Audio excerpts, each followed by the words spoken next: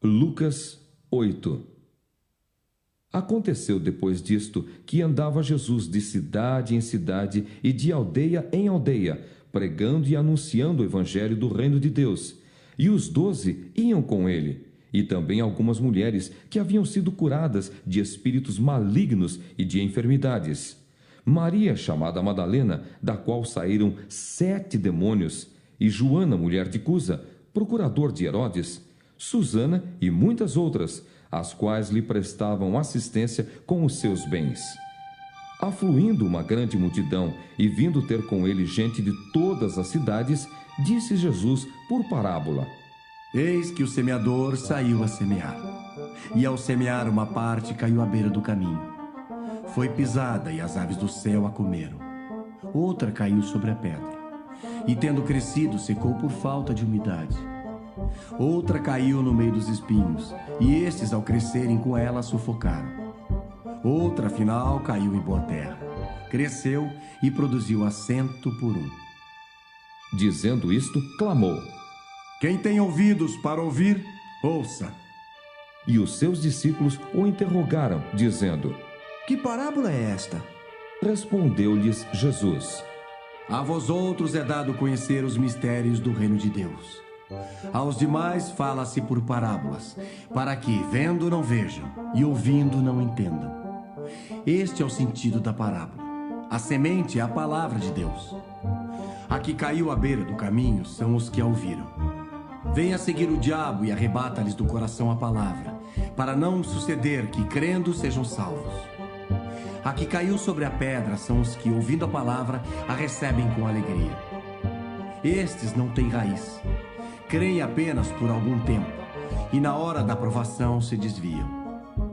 A que caiu entre espinhos são os que ouviram, e no decorrer dos dias foram sufocados com os cuidados, riquezas e deleites da vida.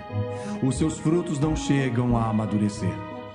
A que caiu na boa terra são os que, tendo ouvido de bom e reto coração, retêm a palavra. Esses frutificam com perseverança. Ninguém, depois de acender uma candeia, a cobre com um vaso ou a põe debaixo de uma cama. Pelo contrário, coloca-a sobre um velador, a fim de que os que entram vejam a luz. Nada há oculto que não haja de manifestar-se, nem escondido que não venha a ser conhecido e revelado. Vede, pois, como ouvis, porque ao que tiver se lhe dará, e ao que não tiver, até aquilo que julga ter lhe será tirado. Vieram ter com ele sua mãe e seus irmãos, e não podiam aproximar-se por causa da concorrência de povo, e lhe comunicaram: Tua mãe e teus irmãos estão lá fora e querem ver-te. Ele, porém, lhes respondeu: Minha mãe e meus irmãos são aqueles que ouvem a palavra de Deus e a praticam.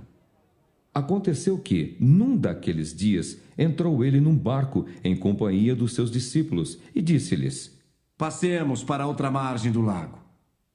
E partiram. Enquanto navegavam, ele adormeceu, e sobreveio uma tempestade de vento no lago, correndo eles o perigo de sossobrar. Chegando-se a ele, despertaram-no, dizendo: Mestre, estamos perecendo. Despertando-se Jesus, repreendeu o vento e a fúria da água. Tudo cessou e veio a bonança. Então lhes disse: Onde está a vossa fé? Eles, possuídos de temor e admiração, diziam uns aos outros: Quem é este que até aos ventos e às ondas repreende e lhe obedecem? Então rumaram para a terra dos Gerazenos, fronteira da Galileia. Logo ao desembarcar, veio da cidade ao seu encontro um homem possesso de demônios, que havia muito não se vestia, nem habitava em casa alguma, porém vivia nos sepulcros. E quando viu a Jesus, prostrou-se diante dele, exclamando e dizendo em alta voz: Que tenho eu contigo, Jesus, Filho do Deus Altíssimo? Rogo-te que não me atormentes. Porque Jesus ordenara ao espírito imundo que saísse do homem, pois muitas vezes se apoderara dele. E embora procurassem conservá-lo preso com cadeias e grilhões, tudo despedaçava e era impelido pelo demônio para o deserto. Perguntou-lhe Jesus. Qual é o teu nome? Respondeu ele, Legião.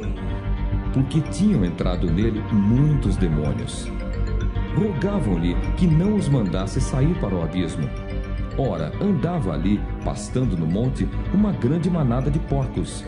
Rogaram-lhe que lhes permitisse entrar naqueles porcos. E Jesus o permitiu.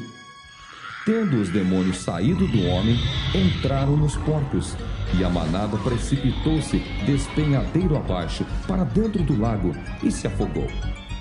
Os porqueiros, vendo o que acontecera, fugiram, e foram anunciá-lo na cidade e pelos campos. Então saiu o povo para ver o que se passara, e foram ter com Jesus.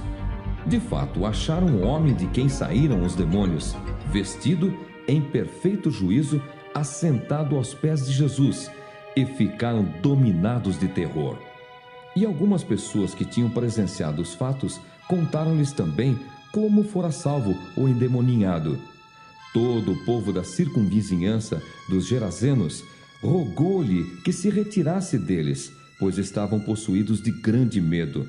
E Jesus, tomando de novo o barco, voltou. O homem de quem tinham saído os demônios rogou-lhe que o deixasse estar com ele. Jesus, porém, o despediu, dizendo: Volta para casa e conta aos teus tudo o que Deus fez por ti. Então foi ele anunciando por toda a cidade todas as coisas que Jesus lhe tinha feito. Ao regressar Jesus, a multidão o recebeu com alegria, porque todos o estavam esperando. Eis que veio um homem chamado Jairo, que era chefe da sinagoga, e prostrando-se aos pés de Jesus, lhe suplicou que chegasse até a sua casa, pois tinha uma filha única de uns 12 anos que estava à morte. Enquanto ele ia, as multidões o apertavam. Certa mulher que havia 12 anos vinha sofrendo de uma hemorragia e a quem ninguém tinha podido curar, e que gastara com os médicos todos os seus haveres. Veio por trás dele e lhe tocou na orla da veste, e logo se lhe estancou a hemorragia. Mas Jesus disse: Quem me tocou? Como todos negassem, Pedro, com seus companheiros, disse: Mestre, as multidões te apertam e te oprimem, e dizes: quem me tocou? Contudo, Jesus insistiu. Alguém me tocou, porque senti que de mim saiu o poder. Vendo a mulher que não podia ocultar-se, aproximou-se trêmula e, prostrando-se diante dele, declarou, à vista de todo o povo, a causa por que lhe havia tocado e como imediatamente fora curada. Então lhe disse: Filha, a tua fé te salvou. Vai-te em paz. Falava ele ainda quando veio uma pessoa da casa do chefe da sinagoga, dizendo: Tua filha já está morta. Não incomodes mais o mestre. Mas Jesus, ouvindo isto, lhe disse: Não temas. Crê somente e ela será salva. Tendo chegado a casa, a ninguém permitiu que entrasse com ele, senão Pedro, João, Tiago, e bem assim o pai e a mãe da menina. E todos choravam e a pranteavam. Mas ele disse: Não choreis. Ela não está morta, mas dorme. E riam-se dele, porque sabiam que ela estava morta. Entretanto ele, tomando-a pela mão, disse-lhe em voz alta: Menina, levanta-te. Voltou-lhe o espírito. Ela imediatamente se levantou, e ele mandou que lhe dessem de comer. Seus pais ficaram maravilhados, mas ele lhes advertiu que a ninguém contassem o que havia acontecido.